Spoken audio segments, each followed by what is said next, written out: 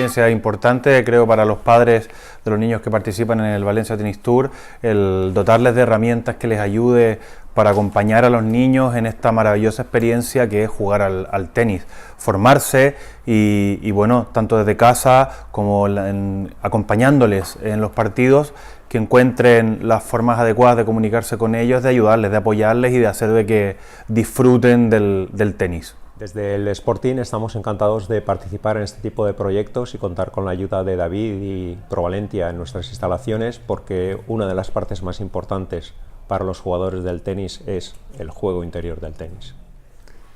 Es un placer participar con el Sporting Club de Tenis, con el Valencia Tennis Tour y con Provalentia para hablar de un tema que es fundamental, es decir, el tema de padres y madres de tenistas, ¿no?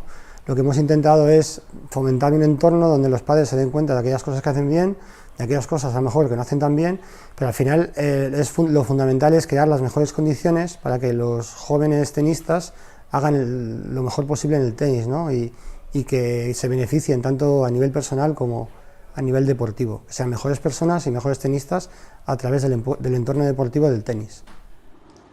Provalentia con el tenis. Provalentia, empresa organizadora de congresos y eventos especializada en el ámbito de las ciencias médicas, se felicita en colaborar en la organización de la primera reunión de psicólogos y padres.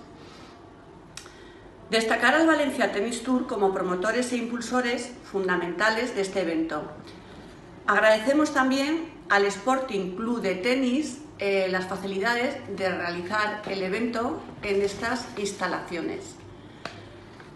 La reunión ha sido un éxito de participación, destacando la transmisión de conocimiento de los profesionales de la psicología y la interactividad de los padres en las sesiones participativas. Esperamos en nuevas ediciones seguir contribuyendo al desarrollo de un deporte sano. Provalentia siempre estará con el deporte.